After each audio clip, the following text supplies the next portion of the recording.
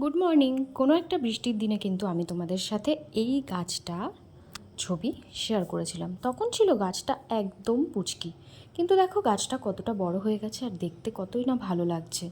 এটাও তাই, কিন্তু এটা কেন বাড়লো না বেশি সেটাই বুঝতে পারছি না। দেখতে কিন্তু এটাও ভারী সুন্দর লাগছে। আর দেখো এই গাছটা কি সুন্দর সূর্যের আলো বৃষ্টি পেয়ে একদম ঝোপ হয়ে গেছে আর পুরো সবুজ হয়ে গিয়েছে। আজ না সারাদিনটা বাড়ি ছিলাম, তাই সেভাবে বাইরের কিছু তোমরা এই ভিডিওটায় দেখতে পাবে না। সমস্তটাই খাওয়া দাওয়া আর বাড়িতে থাকা। একটু লাড্ডু খেলাম সকালে ব্রেকফাস্ট খাওয়ার পর। লাড্ডুটা ফ্রিজে বেশ কদিন ধরেই ছিল। তারপর খেলাম একটু বিট জুস। উইকলি এটা খাই, তোমাদের সাথে আমি আগেও বলেছি যে বিট জুস খাওয়া কতটা ভালো, তোমরা অ্যাজ ইউজুয়াল জানো সেটা। আর দুপুরের জন্য আজকে একটু স্পেশাল ফ্রাইড রাইস হচ্ছিল, তার সাথে হচ্ছিল মাটন কষা। সো সেই জন্যই চালটা ভিজিয়ে রাখা হয়েছিল, চালটা জাস্ট ভেজানো হলো।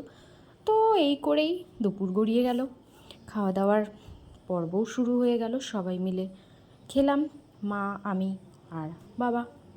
তারপর দেখলাম মা এটা কি বানাচ্ছে কাঁচা আম দিয়ে, তার মধ্যে জল ঢেলে ভিনিগার দিয়ে, সর্ষের দানাও দিয়েছে কটা দেখতে পাচ্ছি, জানি না এটা কি বানাচ্ছে।